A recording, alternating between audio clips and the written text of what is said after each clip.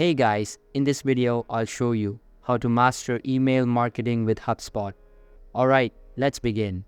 First of all, open any preferred browser and search for HubSpot.com. After that, sign into your account and you will be redirected to the home page. To start sending emails, get to the left side menu, Access Marketing, and then click on the Emails feature.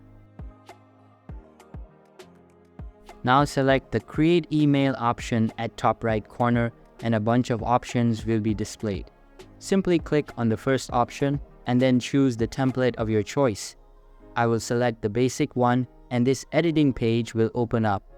Inside it, you will be able to edit the whole template text and also add a company logo.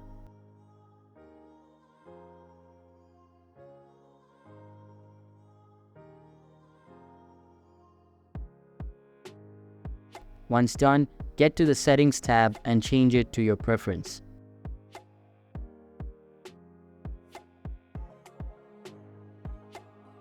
After that, get to the Send tab and select the contact you would like to receive this email.